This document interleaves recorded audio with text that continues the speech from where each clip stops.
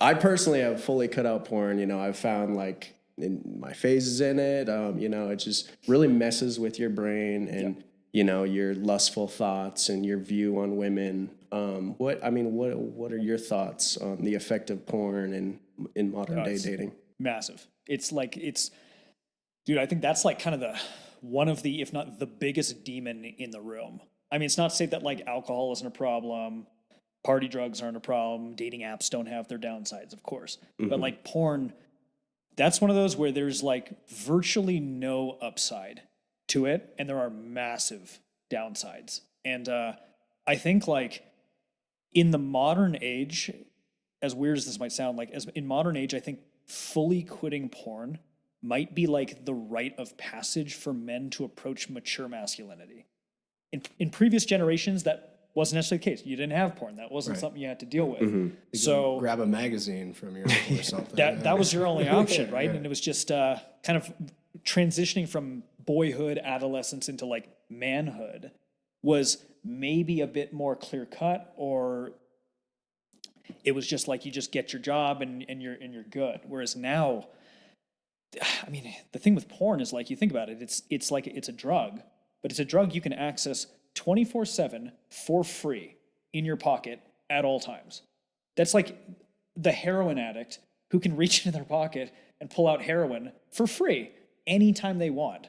Like that's quite a temptation that virtually every man has to experience. Like that's a really significant hurdle that's hurting a lot of intimacy in a lot of relationships. If you're beaten off to all sorts of like pixels and like fake women, like you're just less driven for your actual woman or to approach a woman if you're not currently in a relationship with one. So I mean, first off, freaking good on you for overcoming that, man. Like that's a massive hurdle to overcome, but that's also a massive step towards mature masculinity, is to be able to make that decision for yourself and overcome that. That's huge. Yeah, thank you. Yeah. I think that's, I mean, I talked to some friends on that and, you know, who are watching it every day. Dude, and it's just like that is insane. That's so unhealthy and, like, you know, the perverts your effects mind they a little have. bit For sure. too, you For know? sure And does. it's like your interactions with women too are just very different than if you're looking at that stuff every day compared to not. I mean, it's sexualizing, all that stuff. I feel like it's not good for you. You know how if you imagine if you boot up your computer, it's like if every day you're looking at porn, that's what's happening every day. Like most of your interactions with a woman, let's quote unquote woman, is highly sexual in nature. And you're spending like whatever it is, 30 minutes, an hour a day looking at this. If that's a habitual thing that's happening every day, most of your interactions with women are hyper-sexualized, like your view of them at least. So then when you get out into the world, your brain auto-defaults to hyper-sexualizing women. And if you're hyper-sexualizing a woman, especially one that you don't know, what's the probability that you can have like an actual human conversation? Yeah. You know, you're just stuck in like monkey brain mode. Yeah. Like you're not gonna, good luck, dude. It's not gonna happen. You know, you're just like, it's just not gonna happen.